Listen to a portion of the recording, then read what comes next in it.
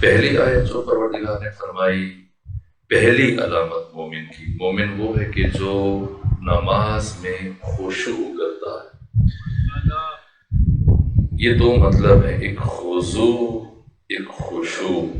خضوع بدنی آداب کے مجموعے کو خضوع کہتے ہیں، اور قلبی آداب کو خشوع کہا جاتا ہے۔ نماز میں مومن سے خضوع بھی مطلوب ہے اور خشوع بھی مطلوب ہے۔ خضوع اور خشوع نماز میں، نماز کا نقطہ آغاز طہارت ہے، اور طہارت کے پھر مراحل ہیں۔ سب سے پہلے مرحلے میں انسان خبث سے اور حدث سے طہارت حاصل کرتا ہے۔ یہ مقدمہ صلاۃ ہے، یہ مقدمہ نماز ہے۔ اس کے بغیر نماز نہیں۔ پہلے مرحلے میں خبث سے پاکی، خبث سے طہارت۔ خبث کیا ہے؟ خود کو عین نجاست سے الگ کرنا، زائل کر دینا، یہ خبث ہے۔ اور اسے دھونے کے بعد پھر دوسرا مرحلہ یہ حدث، اس سے خود کی پاکی۔ کیا مراد؟ یعنی بہت سارے ایسے کام کہ جو وضو کے بغیر، غسل کے بغیر، تیمم کے بغیر ممکن نہیں،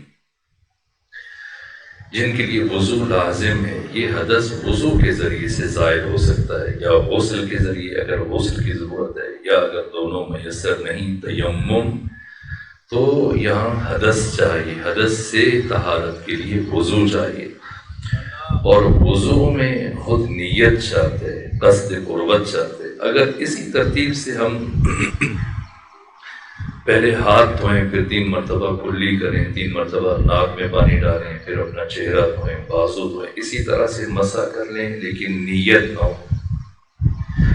نیت کے بغیر وضو نہیں ہے۔ وہی اعضاء بالکل اسی طرح سے دھو رہے ہیں، لیکن وہ طہارت حاصل نہیں ہو رہی۔ اس طہارت کا اصول منحصر ہے نیت پہ، اور نیت آغاز سے انجام تک باقی رہنی چاہیے۔ اگر یہ نیت ہو کہ ساون کا مہینہ ہے، پسینہ آیا ہوا ہے، ذرا چہرہ صاف ہو جائے گا، طبیعت بحال ہو جائے گی، فریش ہو جاؤں گا، تو پھر دوبارہ سے وضو کرے، اس لیے کہ اس میں دوسری نیت شامل ہوگی۔ نہ، وضو میں صرف خالصتاً قصد قربت شرط ہے، قربت خدا شرط ہے۔ یہ مقدمہ صلاۃ ہے۔ اگر کسی اور کے لیے کہ اچھا کوئی وہ دیکھ رہا ہے کتنا وہ اچھا مومن ہے، ہر وقت باوضو رہتا ہے، اسی لمحے وضو ٹوٹ گیا، پھر سے شروع کرے عبادت خدا۔ اس میں قصد قربت اور نیت شرط ہے۔ یہ طہارت کا سب سے پہلا مرحلہ ہے۔ یہ نماز سے پہلے کے وہ مراحل ہیں جنہیں معصوم نے بیان کیا۔ اگر ان مراحل کو ہم نے حاصل نہ کیا اور یہ مراحل ہم نے طے نہ کیے تو ہماری نماز کبھی بھی مقام خشوع میں داخل نہیں ہو سکتی۔ اور جب تک ہماری نماز میں خشوع نہیں آئے گا، بہرحال ہم ایک دوسرے کو مومن سمجھتے رہیں، خود کو مومن کہہ کے خوش ہوتے رہیں، لیکن اللہ کی بارگاہ میں نصاب ایمان جو کہ مکمل نہیں ہوا تو پھر ہم مومن نہیں کہلائیں گے۔ جیسا میں نے سورہ العنکبوت کی آیت پڑھی، الف لام میم احسب الناس ان یترکوا ان یقولوا آمنا وهم لا یفتنون۔ الف لام میم، کیا لوگوں نے یہ گمان کر رکھا ہے کہ ہم صرف یہ کہہ دیں گے کہ ہم مومن ہیں تو بس اتنی سی بات پر گزارا ہو جائے گا اور انہیں چھوڑ دیا جائے گا؟ نہ، مومن کے لیے کچھ خصوصیات ہیں، کچھ اوصاف ہیں، کچھ لوازمات ہیں، کچھ شرائط ہیں، کچھ ارکان ہیں۔ سب سے پہلی شرط ایمان کے لیے، مومن کے لیے خشوع در صلاۃ ہے، اور یہ خشوع در صلاۃ یہ موقوف ہے طہارت پر۔ طہارت کے 4 مرحلے، سب سے پہلا مرحلہ خبث سے طہارت، پھر حدث سے طہارت۔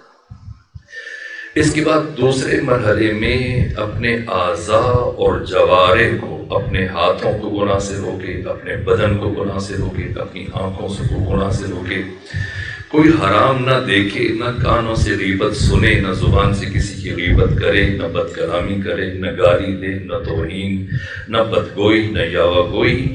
جیسا کہ خود بات کی آیات میں پروردگار فرما رہے والذین هم عن اللغو معرضون۔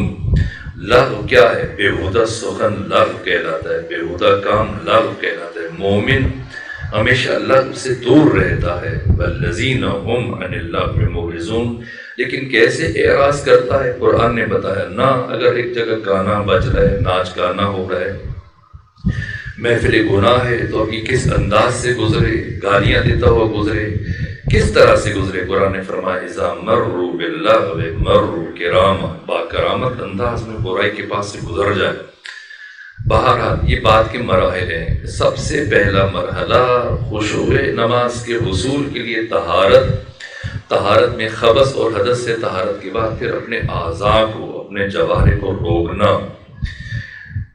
غیبت سے، حرام خوری سے، بد کلامی سے، بدگوئی سے، دشنام ترازی سے، جتنے بھی گناہ بدن کے ساتھ۔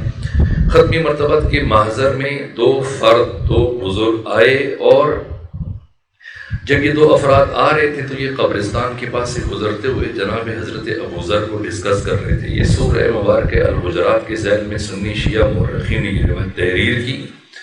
جب یہ دو افراد گزر کر آ رہے تھے تو وہاں پر جناب ابو ذر کو ڈسکس کر رہے تھے۔ ادھر آئے، پیغمبر کے پاس بیٹھے اور کافی دیر بیٹھے رہے، گھنٹہ ڈیڑھ گھنٹہ، شاید اس سے بھی زیادہ بات کرتے رہے، گفتگو کرتے رہے، سوال جواب ہوتے رہے۔ تو ان میں سے ایک نے کہا یا رسول اللہ بہت بھوک لگی ہے، اگر کچھ عنایت ہو جائے، آپ کا حجرہ قریب ہے، اگر کچھ کھانے کے لیے منگوا دیں۔ کہا مگر ابھی تو تم نے کھایا ہے کچھ دیر پہلے، ابھی اچانک سے پھر تمہیں دوبارہ بھوک لگ گئی؟ انہوں نے تعجب سے پوچھا یا رسول اللہ ہم تو بہت دیر سے آپ کے پاس بیٹھے ہیں، کیا کھایا؟ کہا جب تم قبرستان سے گزر رہے تھے تو کیا تم اس وقت میرے ابو ذر کا گوشت نہیں چبا رہے تھے؟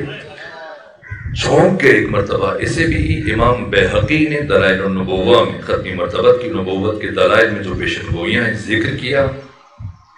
پیغمبر نے یہاں تک فرمایا، اپنی نگاہ برزخی سے دیکھتے ہوئے فرمایا کہ میں ابھی بھی تمہارے دانتوں میں ابو ذر کے گوشت کے ذرات دیکھ رہا ہوں۔ جب انسان دوسرے کی غیبت کرتا ہے، یا ایھا الذین آمنوا اجتنبوا کثیرا من الظن، بدگمانی سے بچو، گمان سے بچو، دوسروں کے بارے میں گمان کرنے سے بچو۔ ان بعض الظن اثم، بعض ظن گمان دوسروں سے متعلق یہ گناہ ہے۔ ولا تجسسوا، تجسس نہ کرو۔ ولا یغتب بعضکم بعضا، اور کوئی دوسرے کی غیبت نہ کرے۔ ایحب احدکم ان یاکل لحم اخیہ میتا، کیا تم میں سے کوئی پسند کرے گا کہ اپنے مرے ہوئے بھائی کا گوشت کھائے؟ قرآن نے مردہ بھائی کے گوشت کھانے سے غیبت کو کیوں تشبیہ دی ہے؟ اس لیے کہ اگر آپ کسی مردے کو کینچی سے، چھری سے کاٹنا شروع کر دیں، وہ روک نہیں سکتا، چونکہ روح نکل چکی ہے، اس میں جان نہیں ہے، اپنا دفاع نہیں کر سکتا۔ بے عین ہی ایک مومن جو ہمارے درمیان موجود نہیں ہے، ظاہر ہے جب ہم اس کی شخصیت پر وار کریں گے، ضرب لگائیں گے، کردار کشی کریں گے، شخصیت کشی کریں گے، وہ روک نہیں سکتا چونکہ غائب ہے۔ اس لیے غیبت کرنا مرے ہوئے بھائی کا گوشت کھانے کے مترادف ہے۔ کوئی اور غیبت کرے تو کرے جس نام سے، جس زبان سے نام حسین ابن علی ادا ہو، ایسا انسان زندگی میں کسی مومن کی غیبت نہیں کر سکتا۔ اس لیے کہ سید الشہداء فرماتے ہیں کہ غیبت جہنمی کتوں کی غذا ہے۔ غیبت انتہائی ناپسندیدہ عمل ہے، اور کبھی کبھار اگر کوئی دوسرے کی غیبت کر رہا ہو اور اسے کوئی تذکر دے دینا، جس طرح سے غیبت کرنا گناہ ہے، غیبت سننا بھی اسی طرح سے گناہ کبیرہ ہے۔ اگر روکتے بھی غیبت نہ کرو، ایک مومن کی عیب جوئی نہ کرو، اسے متعلق بات نہ کرو، تو وہ کہتے ہیں میں تو حقیقت بیان کر رہا ہوں، میں کب غیبت کہہ رہا ہوں، میں جھوٹ تھوڑی کہہ رہا ہوں، ایسا ہے جبھی تو غیبت ہے۔ اگر ایسے نہ ہوتا تو یہ تہمت ہوتی، بہتان ہوتا، الزام ہوتا، اس کا گناہ اس سے بھی زیادہ ہے۔ حقیقت بیان کرنا یہی غیبت کہلاتا ہے۔ اگر وہ عیب اس کے اندر موجود ہے، اس عیب کو آشکار کرنا، دوسروں کے سامنے بیان کرنا، یہی غیبت کہلاتا ہے۔ پہلا مرحلہ طہارت کا، حدث اور خبث اور حدث سے طہارت۔ دوسرا مرحلہ اپنے اعضاء کو، اپنے جوارے کو، اپنے ہاتھوں کو حرام سے روکے، اپنی آنکھوں کو حرام سے روکے، اپنے کانوں کو حرام سے روکے۔ مولا متقیان فرماتے ہیں، جوان سے خطاب کرتے ہوئے فرماتے ہیں کہ اگر تمہارے سامنے کوئی نامحرم خاتون آ جائے اور تم اس کی طرف اگر دیکھو گے، حضرت نے عذاب بتایا کہ پروردگار قیامت کے دن کس طرح سے تمہیں رسوا کرے گا، لیکن اگر کوئی جوان اسے دیکھنے کے بجائے اپنی نگاہیں زمین کی طرف جھکا دیتا ہے اور زمین کی طرف دیکھتا ہے، تو اس لمحے روئے زمین پر جتنی مخلوق اللہ کی عبادت و بندگی میں مصروف ہے، اس جوان کا اس ایک لمحے کا زمین کی طرف دیکھنا ان سب سے افضل ہو جائے گا، ان سب سے بھاری ہو جائے گا۔ اور اگر زمین کی طرف نہیں دیکھتا اور یہ اپنی نگاہ آسمان کی طرف اٹھا دیتا اور نامحرم کی طرف نہیں دیکھتا، علی امیر المومنین فرماتے ہیں کہ اس لمحے نامحرم کو نہ دیکھنا اور اپنی نگاہیں آسمان کی طرف اٹھا دینا، جتنی مخلوق خدا کی آسمانوں پر محو عبادت ہے، اس جوان کا ایک لمحے کا یہ عمل اس سے افضل ہو جاتا ہے۔ خدا کتنا کریم ہے اپنے بندوں پر۔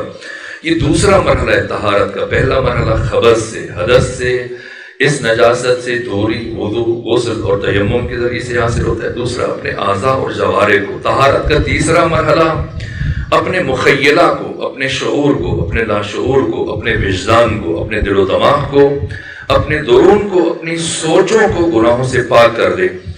جس طرح سے ختمی مرتبہ نے فرمایا کہ میرے بھائی عیسیٰ اپنے حواریوں سے اکثر تاکید کرتے تھے اور ہر روز کہتے تھے میرے حواریوں گناہ نہ کرنا، اللہ کی معصیت نہ کرنا، لیکن اے میرے صحابہ میں تمہیں اس سے بھی بڑھ کے بات کہتا ہوں کہ تم کبھی گناہ کا تصور بھی نہ کرنا۔ کیوں؟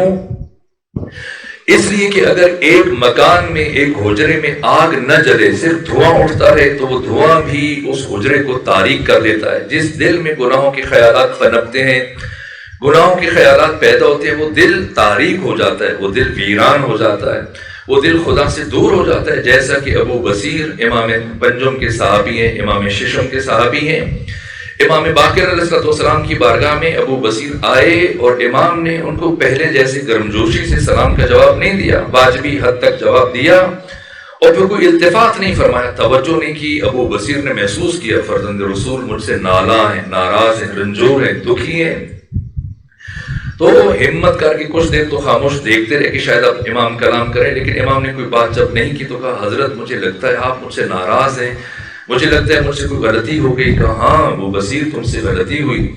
کہا فرزند رسول کیا غلطی ہوئی؟ کہا کوفہ میں جب تم ایک خاتون کو قرآن پڑھانے کے لیے جاتے ہو، جس خاتون کو قرآن سکھانے کے لیے جاتے ہو، تمہاری ہمسایہ خاتون، آج جب تم قرآن پڑھانے کے لیے گئے اتنا کافی تھا اور اس کی دین نے اجازت دی اگر تم اسے قرآن پڑھو، لیکن آج تب جب تم نے اسے قرآن سے ہٹ کے گفتگو شروع کر دی اور اس کے ساتھ ہنسی مذاق شروع کر دیا، اللہ نے اس لمحے سے اپنی توجہ تم سے ہٹا لی ہے، اور جس سے خدا اپنی توجہ ہٹا لیتا ہے ہم محمد والے محمد بھی اس سے اپنا چہرہ پھیر لیتے ہیں، اس سے اپنی توجہ ہٹا دیتے ہیں۔ بس اپنا مخیلہ، شعور، لا شعور، اپنا وجدان، اس کو گناہوں کی فکر سے، انسان گناہ نہیں کرتا لیکن گناہوں سے متعلق سوچتا ہے نا، یہ خود انسان کے درون کو، باطن کو، اس کے قلب کو تاریک کر دیتا ہے، قلب کی روشنی زائل ہو جاتی ہے، دل تاریک ہو جاتا ہے۔ یہ تیسرا مرحلہ ہے طہارت کا کہ انسان اپنے خیالوں کو بھی، اپنے دل و دماغ کو بھی گناہوں سے پاک کر لے۔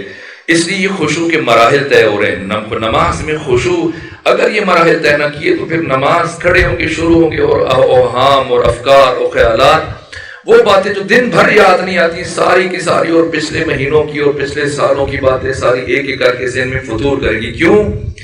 اس لیے کہ ہم نے ان مراحل کو طے نہیں کیا ہے۔ الصلاۃ معراج المومن، نماز مومن کی معراج ہے، اور یہ معراج تب بن سکتی ہے کہ جب انسان طہارت کے ان مدارج کو طے کرتا ہے۔ اور چوتھا درجہ تخلیہ، تخلیہ یعنی اپنی مملکت وجود سے غیر از خدا ہر ایک کو نکال باہر کرے، صرف اور صرف ذات خدا اس کے درون میں، اس کی فکر میں، اس کی مملکت وجود کا مالک، اس کا محرم راز، اس کا محرم دل اللہ بن جائے۔ جیسے کہ فرماتے ہیں معصوم کے دل حرم خدا ہے، حرم خدا میں غیر محرم کو نہ بسو، غیر اللہ ہر ایک نامحرم ہے۔ وہ مرحلہ اس لیے کہ دو چیزیں کبھی ایک ساتھ اکٹھی نہیں ہو سکتی۔ اگر حتیٰ جو میں قرآن کی بات کر رہا تھا پہلے دن، یہ قرآن مجید اس کی تلاوت کافی نہیں، اور بقار القرآن جکر القرآن والقرآن یلعنہ، بعض قاری قرآن کی تلاوت کرتے ہیں، قرآن پلٹ کر ان کے اوپر لعنت کرتے ہیں۔ کیوں؟ اس لیے کہ اللہ نے یہ کتاب عمل کے لیے اتاری، اور عمل تب ممکن ہے جب اسے سمجھ سکیں، اور سمجھتا انسان تب ہے جب اس میں تدبر کرے، تعقل کرے، تفکر کرے، اور تعقل کے لیے تجرد چاہیے، وہی تخلیہ، یہ جو چوتھا مرحلہ ہے طہارت کا۔ جب تک تخلیہ حاصل نہیں ہوگا، جب تک تجرد نہیں ہوگا، اس وقت تک انسان تعقل نہیں کر سکتا، غور و فکر نہیں کر سکتا۔ دو چیزیں کبھی جمع نہیں ہو سکتی، جس طرح سے آگ اور پانی جمع نہیں ہو سکتے، اسی طرح سے تعقل اور تعلق باہم جمع نہیں۔ آپ کے شہر لاہور میں ایک مرتبہ چند سال پہلے میں علیل ہوا، اور یہیں پر ایک حمید لطیف ہاسپٹل ہے، وہاں پہ مجھے جانا ہوا، اور وہاں پہ ایک ڈاکٹر تھے، سید تھے، مومن تھے، ان کے پاس گیا تو انہوں نے مجھے نسخہ لکھ کے دیا، اور نسخہ لکھنے کے بعد کہا کہ یہ دوا لیں آپ بہتر ہو جائیں گے، لیکن اگر آپ واقعی بہتری چاہتے ہیں، صحیح معنوں میں ٹھیک ہونا چاہتے ہیں، تو اس کے لیے پھر ایک کام کرنا پڑے گا، آپ کو باقاعدگی سے واک کرنا پڑے گی، باقاعدگی سے ورزش کرنا پڑے گی، اور مجھے تاکید کرنے کے لیے اور اس بات کی اہمیت کو روشن کرنے کے لیے انہوں نے کہا کہ ابھی میں کچھ دن پہلے مکہ میں گیا تھا حج کے لیے یا عمرہ کے لیے، تو وہاں پہ میں نے دیکھا ختمی مرتبہ کے گھر سے جب میں گیا غار حرا تو میں نے دیکھا کہ کتنا ڈسٹینس ہے، کتنا فاصلہ ہے، اتنے کلومیٹر پیمبر ڈیلی واک کرتے تھے. تو اس سے مجھے اندازہ ہو کہ واک کرنا چاہیے. میں نے کہا اگر یہ بیان کرنا چاہ رہے ہیں، یہ بتانا چاہ رہے ہیں واک اہم ہے، تو یہ بجائے خود واک کی اہمیت. لیکن جس چیز کو آپ دلیل بنانا چاہ رہے ہیں یہ اس کے لیے پیغمبر واک کے لیے نہیں چاہتے تھے. پھر بتائیں کیوں چاہتے تھے؟ تو میں نے کہا کہ ختمی مرتبہ اس لیے چاہتے تھے کہ وہاں بیٹھ کر غور و فکر کریں. خود عرفان خود کے پہلا قدم ہے عرفان حق کے لیے، ذات خدا کے لیے. کبھی بھی خود شناس جو خود فراموش ہو کبھی بھی خدا تک نہیں پہنچ سکتا. خدا شناسی کے لیے اور حق تک پہنچنے کے لیے پہلے خود شناسی شرط ہے. جیسے امیر المومنین نے فرمایا کہ من عرف نفسہ فقد عرف ربہ، جس نے خود کو پہچان لیا اس نے اپنے رب کو پہچان لیا. جو خود فراموش ہے وہ کبھی بھی خدا شناس نہیں بن سکتا. ولا تکونوا کالذین نسوا اللہ فقد انساہم انفسہم، خبردار ان لوگوں کی طرح سے نہ ہو جانا کہ جنہوں نے اپنے رب کو بھلا دیا، کہ ان کے رب نے انہیں اپنا آپ بھلا دیا. جو اپنے رب کو بھولا ہوا ہے وہ خود فراموش ہے. آپ اس کی زندگی میں جھانک کر دیکھ لیجئے. خود میں سب سے پہلے میں اس قابل نہیں کی بات عرض کر سکوں، لیکن آپ دیکھیں گے بس اوقات ایک انسان اس کی زندگی میں عجیب ویرانی ہے، اس کی زندگی عجیب الجھاؤ کا شکار ہے، عجیب مشکلوں کا شکار ہے. اپنی زوجہ کے ساتھ اس کا اخلاق نامناسب ہے، بچوں کے ساتھ الجھا ہوا ہے، خاندان میں اپنے بھائیوں کے ساتھ، بہنوں کے ساتھ، والدین کے ساتھ، رشتہ داروں کے ساتھ، اہل محلہ کے ساتھ، ہر ایک سے الجھا ہوا ہے. زندگی میں اس کی مثال اس سوار کی مانند ہے کہ جس کے پاؤں رکاب سے نکل چکے ہیں، جس کے ہاتھ سے لگام گھوڑے کی چھوٹ چکی اور پتہ نہیں کب گرتا ہے. الجھا ہوا، تذبذب، تشکیک کا شکار، ایک نو نیم جنون کی سی کیفیت، ایک پریشان حال. کوشش کرتا ہے اپنے حالات معاملات کو صحیح کرنے کی، بہتر کرنے کی، لیکن نہیں کر پاتا. کیوں؟ اس لیے کہ اس کا رابطہ مرکز سے خراب ہے. لوگوں سے اس کے مسائل الجھے ہوئے ہیں اور سمجھتا ہے کہ میں انہیں صفائیاں دے کے اپنے مسائل کو بہتر کر دوں گا، بٹھاؤں گا، بتاؤں گا یہ وجہ نہیں تھی، یہ وجہ تھی، اس لیے یہ ہوا تھا، ایسے ہوا تھا. اور جتنی صفائیاں دیتا ہے لوگوں کو اتنے زیادہ اس کے تعلقات خراب ہو رہے ہیں، الجھ رہے ہیں. اس لیے کہ مرکز کے ساتھ اس کا رابطہ خراب ہو چکا ہے، متاثر ہو چکا ہے. مقلب القلوب ذات خدا ہے. جب اللہ کے ساتھ اس کا رابطہ حد کمال پر آ جائے، حد اعتدال پر آ جائے، بندوں کے ساتھ خود بخود اس کا رابطہ، مولا متقیان فرماتے ہیں کہ جب انسان اللہ کا مطیع ہو جاتا ہے، فرما بردار ہو جاتا ہے، مقام عبودیت پر فائز ہو جاتا ہے، تو اس کی اولاد، اس کی زوجہ، اس کے گھر والے عزیز بھی اس کے مطیع و فرما بردار بن جاتے ہیں. یہاں تک کہ اس کے گھر کے پالتو جانور بھی اس کے اشاروں پر چلتے ہیں. لیکن جب کوئی اللہ کا نافرمان بن جاتا ہے تو اللہ لوگوں کے دلوں سے بھی اس کی عزت ختم کر دیتا ہے، محو کر دیتا ہے. اس کی اولاد ہے اس سے بدظن ہے، اس سے بدگمان ہے، بادر ناخواستہ مجبوری کے طور پر اس کے احترام کر رہی ہے. اسی طرح اس کے گھر کے پالتو جانور تک اس کے خلاف ہو جاتے ہیں. یہ پہلا رابطہ اللہ کے ساتھ ہے، یہ رابطہ حد کمال پر ہونا چاہیے. اگر کوئی خدا شناس بننا چاہتا ہے، خدا شناسی کے لیے پہلا مرحلہ خود شناسی ہے. خود شناسی کے لیے تجرب چاہیے. ختمی مرتبہ اس لیے غار حرا تشریف لے جاتے تھے تاکہ خود سے مل سکیں، تاکہ نتیجتاً خدا سے مل سکیں. خود سے ملنے کے لیے، خود یابی کے لیے تجرب چاہیے. کبھی بھی تعقل اور تعلق قابل جم نہیں ہے. تعقل کے لیے، غور و فکر کے لیے تجرب چاہیے. دوسرے لفظوں میں اگر آسان کر دیا جائے، تفکر کے لیے غار حرا چاہیے. انسان اگر خلوت میں نہیں، آج کل یہ جوان جو ہر وقت ڈیجیٹل بٹیرا اپنے ہاتھ میں پکڑا ہوا بیٹھے ہوئے لگے ہوئے، دھڑا دھڑ صبح شام، سب سے پہلے جیسی نیند سے بیدار ہوتے ہیں آنکھ کھلتی ہے، بجائے نام خدا زبان سے جاری ہو جائے، امام زمانہ کی خدمت میں سلام پیش کریں، اپنے آقا اور اپنے وارث اپنے مولا کی خدمت میں سلام پیش کریں، تلاوت کریں، کوئی بھی دوسرا کام، اس سے پہلے جیسی اٹھے ہاتھ دھونے سے پہلے، چہرہ دھونے سے پہلے فوراً سے ڈیجیٹل بٹیرا نکالیں گے اور دیکھنا شروع کر دیں گے مجھے کس نے میسج کیا اور کیا کیا آیا ہوا ہے، اور دھڑا دھڑ اس کے بعد پھر سارا دن اسی طرح سے وقفے سے.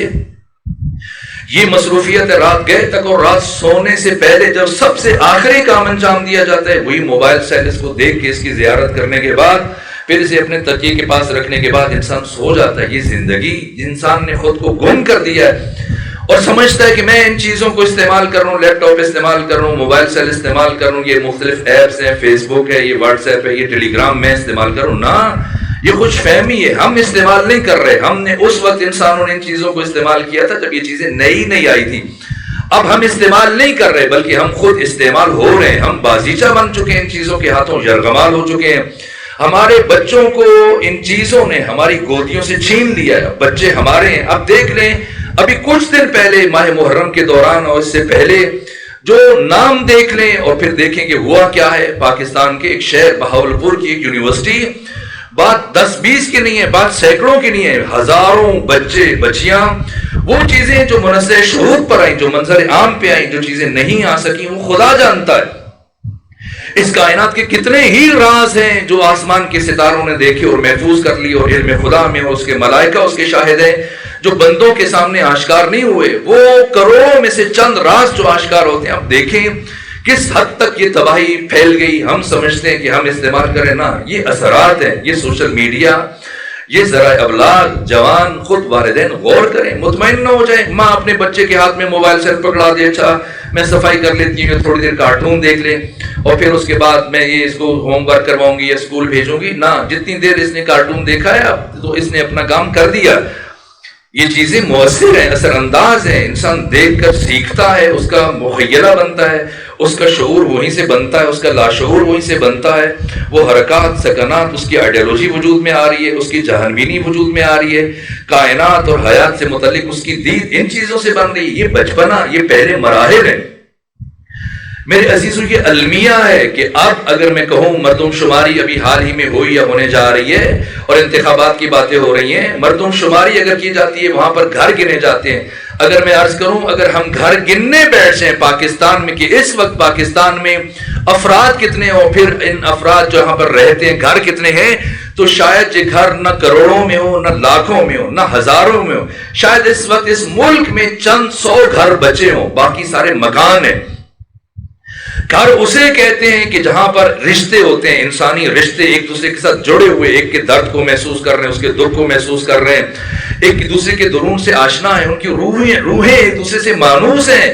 یہ گھر نہیں، یہ مکان ہے جہاں پر بظاہر ڈائننگ ٹیبل پر 8 10 12 افراد بیٹھے ہوئے ہیں، سب ناشتہ ایک ساتھ کر رہے ہیں، کھانا کھا رہے ہیں، اور اگرچہ جسم ساتھ ساتھ بیٹھے ہیں لیکن ان کے بیچ صدیوں کی مسافت حائل ہو چکی ہے.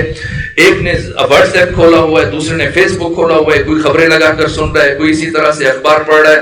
ہر ایک اپنی دنیا میں. باپ اپنے بیٹے سے دور ہے، ماں بیٹی دونوں ساتھ ساتھ چل رہی ہیں، لیکن ان دو کے درمیان ایک نامرئی، نہ دکھنے والی دیوار حائل ہو چکی ہے. اگر ہم چاہتے ہیں کہ پھر سے اپنے مکانوں کو گھر بنائیں، ہمارے پاس ایک ہی راستہ ہے اور وہ اسوہ شبیری ہے. وہ خاندان محمد و آل محمد کا یہ اخلاق، آپ کا اتوار، آپ کی معاشرت، آپ کی بود و باش، آپ کی سیرت سنت، آپ کا کردار. سید الشہداء کی شخصیت میں نے کسی مقام پر یہ پہلو بھی بیان کیا تھا. ایک طرف یزید کا فسق و فجور، دوسری طرف امام حسین نے عملی طور پر جو رشتوں کی تعظیم، رشتوں کی حرمت، رشتوں کے احترام سکھایا ہے. واقعاً یہ جناب سکینہ کہ قیامت تک کوئی بشر اس 4 سالہ بچی کو فراموش نہ کر سکے گا. لیکن سوال یہ ہے کہ 4 برس کی عمر میں اس بچی کو اس بام عروج تک پہنچایا کس نے؟ یہ کیسا ماحول تھا؟ باہمی گھر کا ماحول انسان ساز ہوتا ہے، یہ بچوں کو بناتا ہے، یہ شخصیت ساز ہے. خمینی بہت شکن فرماتے ہیں کہ یکی اسد مہائی بزرگ کے ماں زبر قدرت خوردین ہمین سلب شخصیت از دنیا کی بڑی قوتوں سے عالم اسلام کو جو سب سے بڑا نقصان پہنچا یہ سلب شخصیت کا نقصان ہے. انہا ازما شخصیت ہمارا گرفتن، انہوں نے ہم سے ہماری شخصیت کو چھین لیا ہے. بچہ ہمارا ہے، وہ شخصیت نہیں رہی. دیکھ لیجئے بچوں میں کیا شخصیت ملے گی، جوانوں میں کیا شخصیت ملے گی. اب ملک کی سطح پہ چلے جائیں، آپ لاہور میں رہتے ہیں، یہاں پر یہ دارالامارہ ہے، یہاں گورنر ہاؤس بھی ادھر ہے، صوبائی اسمبلی اسی ہی مرکز ہے جو پورے اس ملک کے سب سے بڑے صوبے کو کنٹرول کر رہے ہیں. ڈھونڈے اس صوبے کے صوبائی اسمبلی میں آپ کو کوئی ایک شخصیت نظر آ جائے. یہاں نہ، یہاں سے اٹھے آپ قومی اسمبلی میں چلے جائیں، ایوان بالا میں چلے جائیں، ایوان زیری میں چلے جائیں، سینٹ میں چلے جائیں، تلاش کریں کہیں سے شخصیت مل جائے. گریا کر رہے ہیں قبر میں. اقبال کس کے لیے میں نے خواب دیکھا تھا، وہ کہتے تھے رگوں میں وہ لہو باقی نہیں ہے، وہ دل وہ آرزو باقی نہیں ہے. کیوں ضرورت محسوس کی، کیوں سوچا کہ ایک الگ سے ملک ہونا چاہیے؟ کیا اس لیے کہ کچھ افراد وہاں پہ الگ سے اکٹھے ہو جائیں؟ تو کیا خرابی ہے، مل کے رہیں ہندو مسلمان. اقبال کے خواب دیکھنے کی وجہ کیا تھی؟ مصور پاکستان نے کیوں ضرورت محسوس کی کہ ایک الگ سے ملک ہونا چاہیے، وہاں پر کیا ہو، کیا تھا جو ہندوستان میں نہیں تھا، اور کیا چاہتے تھے کہ وہ پاکستان میں آ جائے. کہ رگوں میں وہ لہو باقی نہیں ہے، وہ دل وہ آرزو باقی نہیں ہے. نماز و روزہ و قربانی و حج یہ سب باقی ہیں، تو باقی نہیں ہے۔ دیکھ لیں اپنے ملک کی بڑی بڑی شخصیتیں، صوبائی اسمبلی کے ممبرز ان کو دیکھ لیں، قومی اسمبلی کے ممبرز کو دیکھ لیں، اپنے وزیر اعلیٰ کو دیکھ لیں، اپنے وزیر اعظم کو دیکھ لیں، یہ بڑے بڑے منصب، یہ بڑے بڑے عہدے، سب کچھ ہے، لیکن اتنی کھوکھلی شخصیت ہے، اتنی خفیف الحرکات، اتنے رقیق لوگ، اس لیے کہ مکتب کربلا سے دور ہیں، روح اسلام سے دور ہیں۔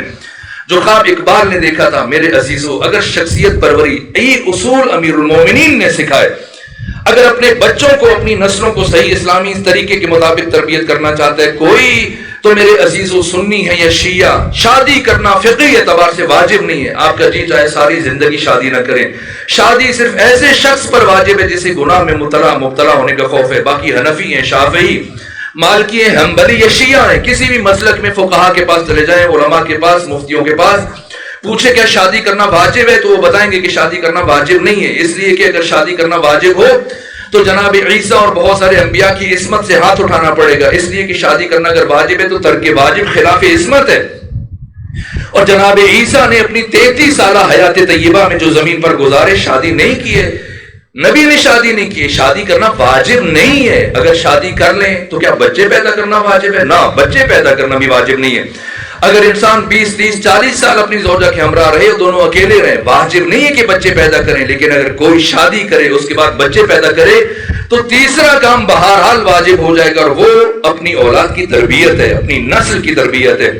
بہت سارے نمازی باپ اس لیے جہنم میں گرا دیے جائیں گے کہ اپنی نسل کو نمازی نہ بنا سکے، بہت ساری باحجاب مائیں اس لیے جہنمی بن جائیں گی کہ اپنی اولادوں کو باحجاب نہ بنا سکیں، اپنی اولادوں کو، اپنی نسلوں کو باپردہ نہ بنا سکیں۔ سب سے پہلی چیز جو شخصیت ساز ہے، علی علیہ الصلوۃ والسلام فرماتے ہیں، وہ انسان کی شخصیت جس کی بنیاد ہم نے رکھنی ہے۔ مولا فرماتے ہیں کہ تمہارا بچہ پہلے 7 سال تمہارا بادشاہ ہے، اس کی مانو، نہ اسے منواؤ، نہ اسے عزت دو، اکرام دو، تعظیم دو، اس کی خواہشوں کو مانو، اس کی فرمائشوں کو مانو۔ یہ 7 سال، ان 7 سالوں میں اس کی باقی ماندہ تمام تر زندگی اور حیات کی تم بنیاد رکھ رہے ہو، اتنا مضبوط اسے تراشو، اتنی عزت دو، اتنی محبت دو، اتنا خلوص دو۔ یہ پہلے 7 سال یہ تمہارا بادشاہ ہے، اگلے 7 سال تمہارا غلام ہے، اگلے 7 سال تمہارا وزیر ہے۔ یہ 7 سال جو ساری زندگی کے لیے اس کی شخصیت کو پائیدار بناتے ہیں، اس کو خود اعتماد بناتے ہیں۔ آج آفیسز میں جب جاتا ہے کوئی جوان، اس کو کانفیڈنس دیکھا جاتا ہے، اس کی خود اعتمادی دیکھی جاتی ہے، لیکن یہ خود اعتمادی کہاں سے آتی ہے اور اس کی جڑ کیا ہے؟ جھوٹی خود اعتمادی، وہ جلد ظاہر ہو جاتی ہے۔ انسان ویسے اپنے مجموعوں میں اپنی قوم کے سامنے خطاب کرے، لیکن جب کسی دوسرے مملکت میں جاتا ہے وہ پھر پرچی پکڑ کے، کبھی پرچی ہاتھ سے چھوٹ رہی ہے، کبھی ہاتھوں پہ کپیت آ رہی ہے، کبھی وہ پانی کا گلاس اٹھا رہا ہے۔ یہ کھوکھلی شخصیتیں اس لیے کہ یہ بیچارے خود تربیت کسی کے مراحل سے نہیں گزرے، اور اس ملک کی بدقسمتی یہ ہے، ظلم یہ ہے کہ ایسے نااہل، ایسے افراد ہم پر مسلط ہو جائیں۔ لیکن سوال یہ ہے کہ جو اقبال کا گریہ ہے، اقبال کا نوحہ ہے، یہ شخصیت کا فقدان یہ کہاں سے آتا ہے؟ شخصیت کی بنیاد خود خاندان۔ یہ جنگ امام حسین کی یزید کے ساتھ، بات صرف یہ نہیں ہے بیعت مانگی، بیعت کر لی، نہ، یزید کو اگر امام حسین خاموش ہو جاتے، اگر امام حسین سکوت کر لیتے، یزید کی بیعت نہ کرتے لیکن قیام بھی نہ کرتے، کیا مشکل تھا؟ عبداللہ ابن زبیر نے بھی تو بیعت نہیں کی تھی، تو کیا قتل ہو گیا تھا؟ نہ صرف یہ کہ قتل نہیں ہوا، 9.5 سال حکومت کی، اور یزید 3 سال 8 مہینے 14 دن حکومت کر کے مر گیا۔ پھر 9 مہینے اس کے بعد، اس کا پہلے کچھ دن کے لیے بیٹا آیا معاویہ صغیر، وہ اس نے تو باپ دادا پہ لعنت بھیجی اور کہا کہ اس تخت سے تو مجھے آل محمد کے خون کی خوشبو آتی ہے، تو میں اس تخت پر نہیں بیٹھ سکتا، میرا باپ بھی قاتل ہو، میرا دادا بھی، میرے اجداد وہ قاتل ہیں، یہ حق اہل بیت جو غصب کیا، اور اس سے بعد میں مروا دیا۔ مروان بن حکم نے 9 مہینے وہ آیا برسر اقتدار، اس کے بعد پھر عبد الملک بن مروان جس کی حکومت 86 ہجری تک چلی، 73 ہجری تک پورے حجاز پہ، پورے مدینے میں، پورے عراق میں، مصر میں، عرب میں کس کی حکومت ہے؟ یزید کی حکومت تو سمٹ کر شام تک محدود رہ گئی، سارا زور لگاتا رہا، مدینے کو فتح نہ کر سکا، مکہ کو فتح نہ کر سکا، عراق کو فتح نہ کر سکا۔ اس کے بعد مروان نے بھی زور لگایا، وہ بھی، اس کے بعد عبد الملک بن مروان کتنا عرصہ کوشش کرتا رہا، جا کر 73 ہجری میں 9.5 سال حکومت ہونے کے بعد عبداللہ بن زبیر کی حکومت یزید کی حکومت سے بڑی تھی، عبد الملک بن مروان کی حکومت سے بڑی تھی۔ اس نے بھی بیعت نہیں کی تھی، بیعت نہ کر کے اپنی جان بھی بچا لی، حکومت بھی کر لے، حسین بھی بیعت نہ کرے لیکن قیام نہ فرمائے، اپنی ذات کے لیے، اپنے گھر کے لیے، اپنے بچوں کے لیے قیام نہ فرمایا. اس لیے ہم اس جگہ پر بیٹھے ہیں، مگر گلیاں بیٹھنے کی جگہ ہے، روڈ بیٹھنے کی جگہ ہے، یہ گزرنے کی جگہ ہے. کیوں ہم کوچہ و بازار میں مختلف مقامات پر بیٹھ کر اپنے سارے کام چھوڑ کر، بہت سارے ایسے افراد ہیں جنہیں صبح میں سونے کی عادت ہوتی ہے، اپنا آرام نیند چھوڑ کر آ کر زمین پر بیٹھ جاتے ہیں حسین کا ذکر کرنے کے لیے، حسین کا ذکر سننے کے لیے. مگر یہ حسین کون ہے؟ اگر حسین ابن علی قیام نہ فرماتے، جو باقی ظلم ہوتے بجائے خود رشتوں کا تقدس ہمیشہ کے لیے ختم ہو جاتا. خاندان کا تصور اس طرح سے کہ آج ہمارے گھروں میں، شادی حالوں میں، ہماری مسجدوں میں، عبادت گاہوں میں، باقی مقامات پر مولوی صاحب چائنا کی ٹوپی سر پہ رکھ کے آتے، یہ دستار پہن کے آتے، کندھوں پہ ابار رکھ کے آتے، رومال گلے میں حمائل کر کے ہاتھوں میں تسبیح گھماتے ہوئے آ کر ایک باپ کا، ایک ماں کا اپنے بیٹے کے ساتھ، بھائی کا اس کی سگی بہن کے ساتھ نکاح پڑھ کے چلے جاتے، اور ہم مٹھائیاں تقسیم کر کے مبارکباد دے کے خوشی خوشی گھروں میں چلے جاتے، اور کسی کو احساس تک نہ ہوتا کہ کتنا بڑا ظلم ہوا ہے. یزید کہ جس کے اپنی بہنوں کے ساتھ مراسم تھے، جس کی اپنی ماں کے ساتھ مراسم تھے، جس سے متعلق مستشرقین نے لکھا کہ غیر فطری افعال اپنے سامنے ہوتے دیکھ کر خوش ہوتا تھا اور ان کا انتظام کرواتا تھا. میں بیان نہیں کر سکتا. وہ کردار حسین ابن علی نے بنو امیہ اور یزید کے گھر تک روک دیا اور اسے مسلمانوں تک منتقل نہیں ہونے دیا. اس لیے شکر گزار ہیں حسین کے، اس لیے بشر مدیون ہے، اس لیے سب پر لازم ہے، واجب ہے. یہ امام حسین ہے. جہاں تک ایک طرف یزید کا فسق و فجور آشکار کیا، اس کے فسق اور فجور کو اسلام سے، خلافت سے الگ کیا، ملوکیت اور خلافت کے درمیان حد فاصل اور امتیازی لکیر کھینچ دی، اور کردار مصطفیٰ کو زندہ و جاوید کر کے قیامت تک کے لیے منتقل کر دیا. ایک طرف وہ رشتوں کی حرمت کو پائمال کر رہا تھا، دوسری طرف انسانی رشتوں کو اسبام عروج تک پہنچایا حسین ابن علی نے. زوج اور زوجہ کا رشتہ کتنا مقدس ہے میرے عزیزوں. اس رشتے کی گہرائی کا اگر ہم ادراک کرنا چاہیں، ایک رشتہ، اب میں بات کچھ اور کرنا چاہ رہا تھا لیکن یہ بات آئی تو اب سنتے جائیں. ایک رشتہ امت کا نبی کے ساتھ ہے. نبی کا ہمارے ساتھ کیا رشتہ ہے؟ وما ارسلناک الا رحمت للعالمین. پیغمبر کا انسانیت کے ساتھ رشتہ صرف اور صرف رحمت کا ہے. یہ ترجمہ غلط ہوتا ہے جو ہم روڈوں پہ لکھتے ہیں کہ ہم نے آپ کو تمام جہانوں کے لیے رحمت بنا کے بھیجا. نہ، اللہ کا معنی کرے یا پھر اللہ کو قرآن سے نکال دے. وما مائے نافیہ سے شروع کر رہے پروردگار اپنے کلام کو، اور نہیں ارسلنا ہم نے بھیجا کا آپ کو، ہم نے آپ کو نہیں بھیجا الا رحمت للعالمین، صرف رحمت بنا کے تمام جہانوں کے. آقا کا ہمارے ساتھ رشتہ رحمت کا رشتہ ہے. اور ہمارا کیا رشتہ ہے؟ قل لا اسألکم الیہ اجرا الا، ادھر بھی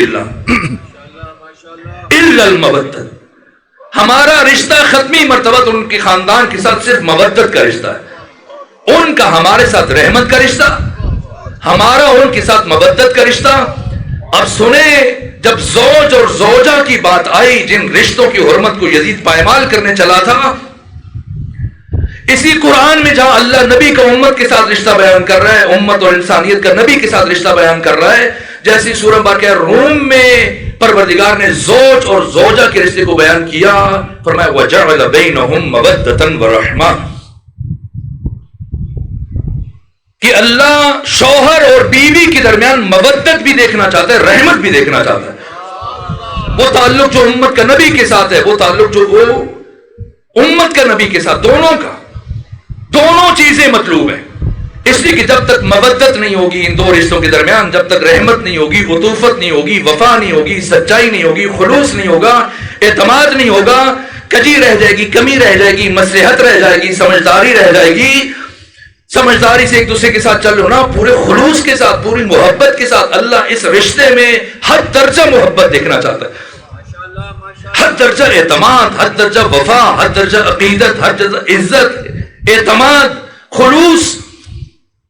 اگر بیوی کے احترام میں کمی رہ گئی، محبت میں کمی رہ گئی، اعتماد میں کمی رہ گئی، وفا میں کمی رہ گئی، پھر نسل کی اچھی تربیت کی توقع نہ کریں اس سے. اگر آپ چاہتے ہیں اسے غلام بنا کے رکھیں تو وہ بھی غلام ہی پیدا کرے گی, وہ بھی ایسے ہی پیدا کرے گی کہ ہاتھوں میں پرچیاں پکڑ کے کانپ رہے ہوں گے, اور پھر دوسروں کے سامنے ان کی پنڈلیاں لرز رہی ہوں گی, کانپے ٹانگ رہی ہوں گی, اور پھر وہ آپ پر مسلط ہو جائیں گے. شخصیت کا سفر اپنے گھر سے. میں نے عرض کیا تشیع فرقہ نہیں ہے, تشیع اسلام کی نوعیت کا نام ہے. آپ نے وہ شخصیتیں تراش کے سماج کو, سوسائٹی کو, اس معاشرے کے سپورٹ کرنی ہے, اور یہ صرف اسوہ شبیری پر عمل پیرا ہو کر ایسی شخصیتیں مل سکتی ہیں. اسی لیے اقبال نے کہا کسی اور ہستی کا نام لیتا, کتنی مائیں گزری کائنات میں, پہلے نوحہ پڑھا اور پھر حل بتایا. حل بتایا کس کا نام لیا کہ مائیں کس کی سنت پہ چلے, کس کی سیرت پہ چلے, تو پھر شخصیتیں پروان چڑھیں گی. مادرارا اسوہ کامل بطول, کائنات کی تمام ماؤں پر واجب کہ ذات فاطمہ زہرا کو اپنے لیے اسوہ اور نمونہ قرار دے دے. اس لیے کہ جب کردار فاطمی کی جھلک آئے گی تو پھر گھر سے شخصیتیں پلے گی, پروان چڑھے گی.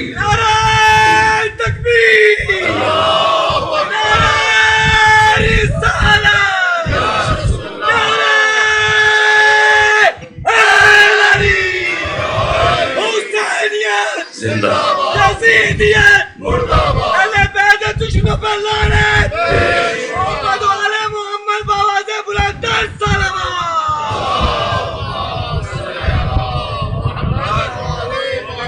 یہ احترام, رشتوں کی حرمت ہمیں یا خاندان فاطمہ میں نظر آتی ہے. کس طرح سے اپنے بچوں کی پرورش کی, تربیت کی, احترام.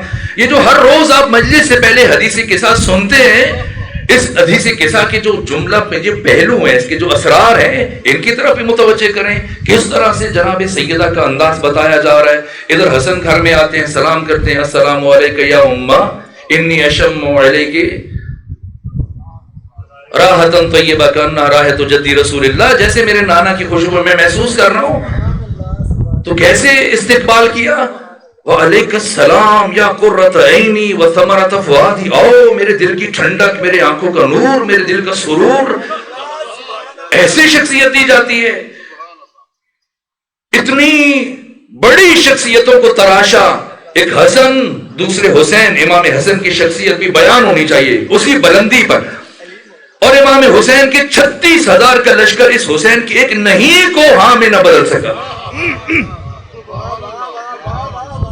کون ہے بے بس, کون ہے بیچارہ. یہ رشتوں کا تقدس اگر سیکھنا ہے, اپنے گھروں میں وہ قدریں لانی ہے, تو پھر کردار اہل بیت کو بیان ہونا چاہیے. آپ دیکھیں سب سے مشکل رشتہ ہماری زندگیوں میں سوکن کا رشتہ ہوتا ہے کہ کبھی ایک بیوی دوسری بیوی کو تحمل نہیں کرتی. لیکن جائیں بیت حسینی میں جا کر دیکھیں, مختلف متعدد ازواج ہیں, لیکن جب ایک آتی ہیں دوسری کھڑی ہو جاتی ہیں. شہربانو آتی ہیں, ام رباب کھڑی ہو جاتی ہیں, ام رباب آتی ہیں, ام لیلہ کھڑی ہو جاتی ہیں.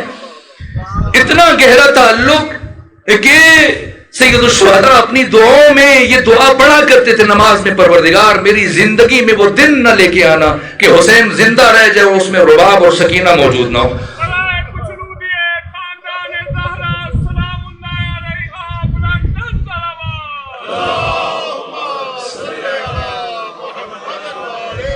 میں شرمندہ ہوں, جو بات شروع کی تھی وہ وہیں پر رہ گئی اور وقت ختم ہو رہا ہے.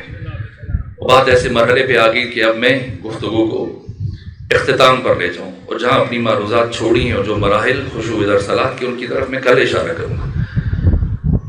یہ رشتہ ایک شخصیت کو دیکھ لیں, جناب سکینہ سلام اللہ علیہا, کن عاقلانہ محبتوں سے حسین ابن علی نے آپ کو پروان چڑھایا. کربلا کا جہاد مشکل ہے, لیکن کربلا کے جہاد سے کروڑ گنا زیادہ مشکل شام کا جہاد ہے. ایک ایک لمحہ ایک ایک صدی کے برابر تھا. حسین کا جہاد بہت مشکل ہے, ادراک بشر سے ماورا ہے, لیکن ثانی جہاد زہرا کا جہاد کتنا مشکل ہے. لیکن جو سپاہ ہے ثانی زہرا کی, میں نے اشارہ کیا تھا شاید پہلی یا دوسری مجلس میں, کیوں وقت آخر اپنے بھائی سے خواہش کی کہ ایک مرتبہ بیویوں کے درمیان اس طرح سے گزرے. اپنی وہ سپاہ دکھانی تھی جس سپاہ کے کسی ایک فرد نے بھی معمولی کمزوری کا مظاہرہ نہیں کیا. چونکہ بات جناب سکینہ تک پہنچی ہے، میں نے تو کچھ اور عرض کرنا تھا، تو میں بی بی کی عظمت کے 2 جملے عرض کر دوں. آخر وہ بی بی کیا ہے؟ سن تو 3.5 سال ہے، لیکن حسین ہر نماز میں یہ دعا مانگتے ہیں، پروردگار میری زندگی میں وہ دن نہ لے کے آنا کہ میری زندگی رہ جائے، حسین زندہ رہ جائے، اس میں رباب اور سکینہ موجود نہ ہو. کیا عظیم ماں ہے. ایسی 2 شخصیتوں کو جنا کے دن جو 2 شخصیتیں کربلا میں حسین کی ساری محنت کی بقا کی ضامن بن گئی. ایک جناب علی اصغر جنہوں نے 72 کی مظلومیت کے اوپر مہر تصدیق ثبت کر دی، اور دوسرے جناب سکینہ. میں اللہ کی قسم کھا کے کہتا ہوں، اگر جناب سکینہ کو ہمراہ لے جائے بغیر حسین ابن علی کی محنت بچ سکتی تو کبھی اپنی اس 3 سالہ بچی کو اپنے ساتھ نہ لے کے جاتے. لیکن کربلا کی بقا اور پیغام حسینی کی بقا منحصر تھی جناب سکینہ کے کردار میں. کیا عظیم کردار ہے. کیا پہلو عرض کروں، وقت ختم ہوا. 2 جملے سنیں. روز عاشور جب بیویوں سے رخصت ہوئے، بیٹھے، ایک وہ مرحلہ شاید میں نے اشارہ کیا تھا، بیان کیا تھا، اور پھر سارے سفر میں کربلا والوں کی پیاس 10 محرم کو ختم ہو گئی. بیویاں اور بچے کب تک پیاسے رہے کون بتائے. کبھی کبھی پانی دیا جاتا تھا، اور باقی بیویاں بچے کسی حد تک ان کو پانی دے دیا جاتا تھا. لیکن جب جناب سکینہ کی نوبت آتی تھی، شمر کو دشمنی تھی، اتنا کینہ تھا امام حسین کی نسبت سے کہ جو پانی مشک میں بچ جاتا تھا یہ اسے زمین پر گرا دیتا تھا، اور جناب سکینہ اس پانی کو دیکھتی رہ جاتی تھی.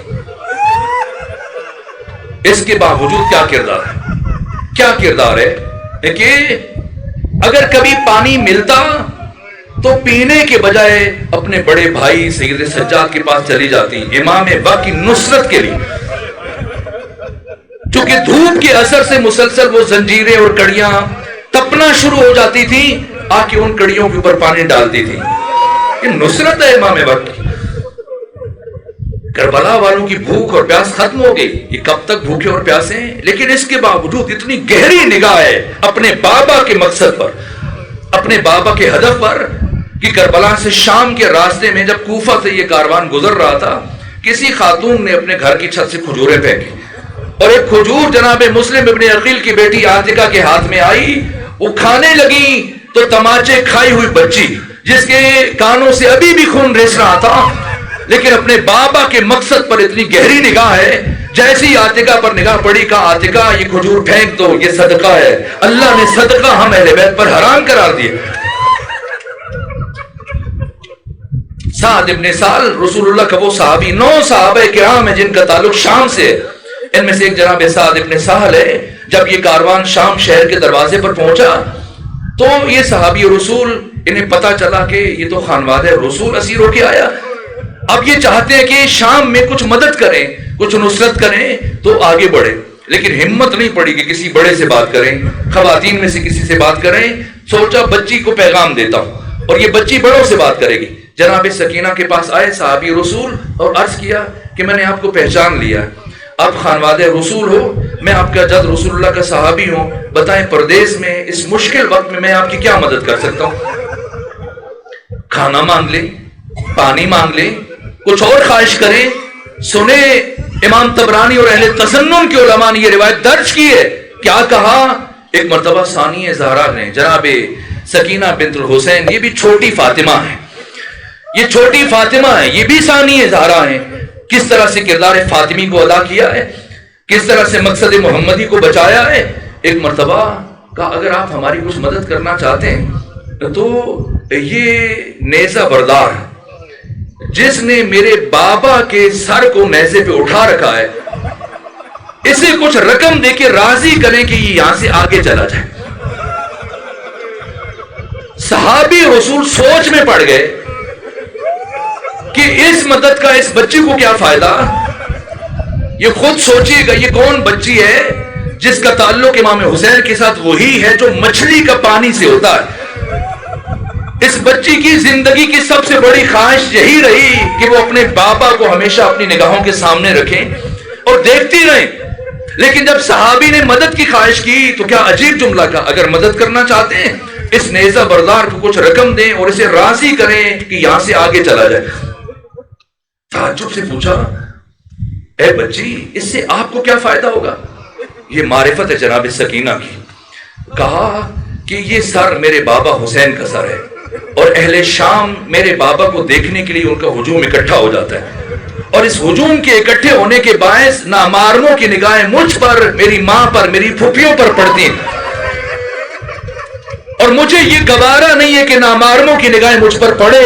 اگر مدد کرنا چاہتے ہیں تو یہ مدد کیجئے کہ اس نیزہ بردار کو آگے لے جائیں تاکہ ہم نامعلوموں کی نگاہوں کے تازیانوں سے بچ جائیں۔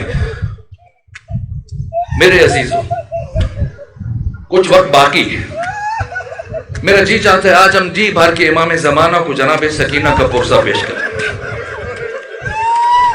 مقتل نگاروں میں یہ گفتگو ہوئی ہے، یہ بحث ہوئی ہے اہل مقاتل میں کہ کربلا میں سب سے زیادہ مصائب کس پر آئے، تو لکھا گیا، صاحب منہاج الدموع نے لکھا، ابی مخنف نے لکھا، سید ابن طاؤس نے لکھا کہ کربلا میں جو پہلے شہید ہوا اس کی مصیبت کم ہے، جو بعد میں شہید ہوا اس کی مصیبت زیادہ ہے۔ کیوں؟ اس لیے کہ کربلا میں مرنے سے زیادہ مشکل کام جینا تھا۔ جو جتنی دیر تک جیا اس نے اتنے مصائب برداشت کیے، اور جو سب سے آخر میں شہید ہوا اس کے مصائب باقی تمام شہیدوں سے زیادہ ہیں۔ پھر یہ جملہ لکھا گیا، سارے شہیدوں کے مصائب ایک طرف اور ایک ایک قیدی کے مصائب ایک طرف، اور پھر اہل مقتل نے یہ جملہ لکھا، تمام قیدیوں کی مصیبتیں ایک طرف، حسین ابن علی کی بیٹی جناب سکینہ کی مصیبتیں ایک طرف۔ صاحب منہاج الدموع نے ایک عجیب روایت بیان کی، اسے صاحب ریاض القدس نے لکھا، دیگر مقتل نگاروں نے لکھا، کیا کس طرح سے ایک ایک لمحہ جناب سکینہ کے لیے مصیبت کا لمحہ تھا۔ 11 محرم کو جب یہ کاروان چلا کربلا سے تو ایک مرتبہ جب سوار ہونے کی نوبت آئی تو شبر ابن ذوالجوشن آگے بڑھا، کہا ہم سوار کریں گے۔ بیوی نے انگشت سبابہ کا اشارہ کیا، نہ ہم مخدرات عصمت و طہارت، سب پیچھے ہٹ جاؤ، کوئی قریب نہیں آئے گا، میں خود سوار کروں گی۔ ثانی زہرا نے تمام بیویوں کو سوار کیا، تمام بچوں کو سوار کیا، سید سجاد کو سوار کیا، اور سب سے آخر میں دختر حسین ابن علی جناب سکینہ کو سوار کیا، اور سوار کرنے کے بعد اب ارادہ کیا کہ خود بیوی کے ساتھ سوار ہو جائے، لیکن شبس ابن ربعی، عامر بن حجاج، عمر ابن سعد اور شمر یہ کھڑے منظر دیکھ رہے تھے، اور شمر پہلے سے غصے میں کانپ رہا تھا۔ جیسے ہی جناب سکینہ کے ہمراہ سوار ہونے کا ارادہ کیا، ثانی زہرا نے یہ غصے سے آگے بڑھا، کہ علی کی بیٹی، میں اس بچی کے ساتھ کسی اور کو سوار نہیں ہونے دوں گا۔ فرمایا یہ بچی کبھی محمل پر اکیلے نہیں بیٹھی ہے، کبھی کجاوا کے اوپر تنہا نہیں بیٹھی ہے، کیسے ممکن ہے کہ بے کجاوا اونٹ کی پشت پر یہ بچی اکیلے بیٹھ سکے؟ یہ بچی گر جائے گی، اس لیے ضروری ہے کہ میں ساتھ سوار ہوں۔ کہ علی کی بیٹی آپ پریشان نہ ہو اور فکر نہ کریں، میں ایسا انتظام کروں گا یہ بچی نہیں گرے گی، یہ بچی نہیں گرے گی۔ اس شقی نے کیا کیا، ایک رسی اٹھائی اور اس رسی کا ایک سرا جناب سکینہ کے ایک پاؤں کے ساتھ باندھا اور دوسرا سرا نیچے سے گزار کر جناب سکینہ کے دوسرے پاؤں کے ساتھ باندھ دیا۔ اب سفر شروع ہوا، منزلیں طے ہونا شروع ہوئی، دیہات گزر رہے ہیں، شہر گزر رہے ہیں، جنگل گزر رہے ہیں، صحرا گزر رہے ہیں، یہاں تک کہ کوفہ عبور ہونے کے بعد شام سے پہلے کا یہ واقعہ ہے، رات کے آخری پہر میں اچانک سے یہ کاروان رک گیا۔ رکا ہوا کیا کہ یہ رسی اونٹ کی جلد کے ساتھ رگڑ کھاتی رہی، اور رات کے آخری پہر میں یہ رسی کھل گئی۔ جب رسی کھلی تو بچی جو اس ناقہ پر سوار تھی وہ زمین پر آ کر گری۔ رات کی تاریکی میں کسی کو پتہ نہیں چلا، کسی سپاہی کو سمجھ میں نہیں آیا کہ بچی گر گئی ہے، لیکن اس کے باوجود کاروان رک گیا۔ پر जब कारवान रुका तो शिम्र इब्ने ज़िलजौशन गुस्से से अपने सिपाहियों के पास आया और डांटा, कहा मैंने मना किया था मेरी इजाजत के बगैर ना रुकना, क्यों रुके हो? कहा क्या करें, ये नेजा जिस पर सरे हुसैन इब्ने अली सवार है, ये नेजा जमीन में गड़ गया है और उठाने के बावजूद नहीं उठ रहा। शिम्र है, कातिल हुसैन है, जानता है कि सरे हुसैन कैसे आगे बढ़ेगा, कह देता 2 उठा लो 3 उठा लो, ना, क्या किया, इस शकी ने ताजियाना उठाया और चलता हुआ सैयद सज्जाद के पास आया और बगैर कुछ कहे सैयद सज्जाद की पुश्त पर इसने ताजियानों की बारिश कर दी और इतने ताजियाने मारे कि इमाम सज्जाद की पुश्त से खून जारी हुआ। और जब खून जमीन पर बहने लगा, एक मर्तबा शिम्र ने कहा, ऐ सज्जाद मैं तुम्हें मारता रहूंगा, अपने बाबा से कहो यहां से आगे बढ़े, यहां से चले। जैसे ही शिम्र ने यह बात की, एक मर्तबा सैयद सज्जाद ने अपने बाबा के कटे हुए सर की तरफ देखा और सवाल किया, बाबा जान यहां रुकने का सबब बता दीजिए, यहां रुकने की वजह बता दीजिए। लम्हाए हुसैनी में जुम्बश पैदा हुई। फरमाया, अरे सज्जाद मेरी बेटी सकीना कुछ देर पहले जंगल में गिर गई है और जब तक मेरी बेटी सकीना नहीं आएगी मैं यहां से आगे नहीं बढ़ूंगा। मेरे अजीजों, जैसे ये आवाज सानी ज़हरा के कानों से टकराई, एक मर्तबा बीबी ने खुद को ऊंट की बुलंदी से जमीन पर गिराया और आवाज बुलंद की, ऐना बिनती सकीना, ऐना बिनती सकीना, अरे मेरी बेटी सकीना कहां है, मेरी बेटी सकीना कहां है। कहीं से कोई आवाज ना आई और ढूंढते हुए पहुंची एक झाड़ी के अकब में, जहां पर एक मुखद्दरा है जिनके चेहरे पर नकाब है और जनाब सकीना उस बीबी की गोद में सर रखकर सो रही। सानिए ज़ारा हैरत से बढ़ी और आगे बढ़कर सवाल किया, जब सारी दुनिया हमारी दुश्मन बन चुकी है तो आप कौन है जो इस बच्ची के साथ इतनी नवाजिश कर रही हैं? और ये तो वो बच्ची है जो आशूर से लेकर अब तक सारे रास्ते में नहीं सोई, ये कैसे आपकी गोद में सर रखती सो गई? एक मर्तबा उस बीबी ने चेहरे से नकाब हटाया, फरमाया, अरे ज़ैनब पहचानो, पहचानो, अगर मैं इस बच्ची के साथ नवाजिश नहीं करूंगी और कौन करेगा? और अगर मेरी गोद में आराम नहीं करेगी फिर किसकी गोद में आराम करेगी? और ये वही गोद है जहां कभी इस बच्ची का बाबा हुसैन सोया करता था। वक्त खत्म हुआ, लेकिन मेरा जी चाहता है मैं रिवायत मुकम्मल कर दूं। मैं यहां तक पढ़कर छोड़ देता था, लेकिन आज मैं एक और जुमला अर्ज करूं। और आज से 60-70 साल पहले जनाब इब्राहिम दिमश्की और जनाब शेख हुर्र आमली ने अपनी किताब में इस वाक़े को बयान किया। शेख हुर्र आमली ने आयान शिया में इब्राहिम दमिश्की से मुतल्लिक वाक़या तहरीर किया कि ये शाम के एक मुतबहिर आलिम थे और इनकी 4 बेटियां थी। इनकी एक बेटी के ख्वाब में जनाब सकीना तशरीफ लाई और कहा कि इब्राहिम दमिश्की की बेटी, काफी दिनों से शाम में बारिशें हो रही है, जिसके नतीजे में ये पानी मेरी कब्र तक सरायत कर गया, अपने बाबा से कहो कि मेरी कब्र की मरम्मत करवाएं। बेटी ने यह ख्वाब बाबा को बयान किया और उन्होंने मना कर दिया कि ना, ये इमाम ज़ादी हैं, दुख्तरे औलाद रसूल हैं, तो ये ख्वाब किसी से जिक्र ना करना, ये महज तुम्हारा वहम हो सकता है, ख्याल हो सकता है। और दूसरी रोज दूसरी बेटी उनके ख्वाब में जनाब सकीना आई और यही पैगाम दिया।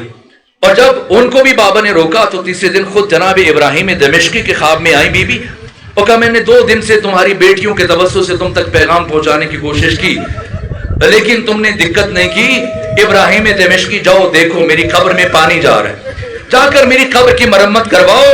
इब्राहिम दमिश्की कहते हैं कि मैंने शाम के आज़िम उलमा को लिया, इसमें उलमा अहले तसन्नुन भी थे, घर की खवातीन को लिया, बच्चियों को लिया, ज़ौजा को लिया, दीगर महल्ले की खवातीन को हमरा लिया। हम चले कब्रिस्तान की मानिंद बीबी की कब्र कुशाई के लिए। पहले हम मट्टी हटाते रहे और जैसे ही संग कब्र नमूदार हुए हम पीछे हट गए कि अब नबी ज़ादी की कब्र है, अब खवातीन आगे बढ़ेंगी और वो बीबी के कब्र को देखेंगी। इसी तरह से अब खवातीन आगे बढ़ी और कुछ वक्त गुजरने के बाद इब्राहिम दमिश्की कहती हैं, मेरी ज़ौजा, मेरी बेटियां अपना सर पीटते हुए आई और हमसे कहा, आप तो हमें बताते थे किसी गस्साला ने गुस्ल दिया, आप तो हमें बताते थे किसी ने कफन पहनाया, लेकिन बीबी तो उसी तरह से खून आलूद कुर्ते में अभी तक उनके कानों से खून के निशान बाकी है। تو میں نے سوچا جب یہ پڑھا تو پھر یہ روایت جب میری نگاہ سے گزری، میرا جی چاہتا ہے آج میں بیان کروں. کان تو زخمی ہوئے تھے، چہرے پر تو تماچے کے نشان تھے، لیکن جو ابراہیم دمشقی کی بیٹیوں نے، زوجہ نے، شام کی خواتین نے دیکھا کہ کرتا بھی خون آلود ہے. سنیں گی کرتا کیسے خون آلود ہوا. ایک مرتبہ ثانیہ زہرا نے جناب سکینہ کو اٹھایا، اس حصے تک ہمیشہ رک جاتا تھا، ہمت نہیں پڑتی تھی کہ اگلا حصہ روایت کا بیان کروں.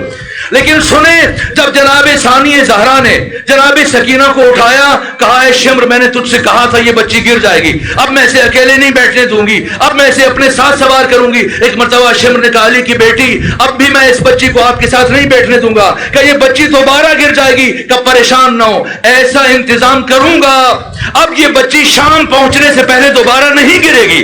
اس شقی نے جناب سکینہ کو اونٹ کی پشت پر لٹایا اور پھر رسیوں سے کس کر اس طرح سے باندھا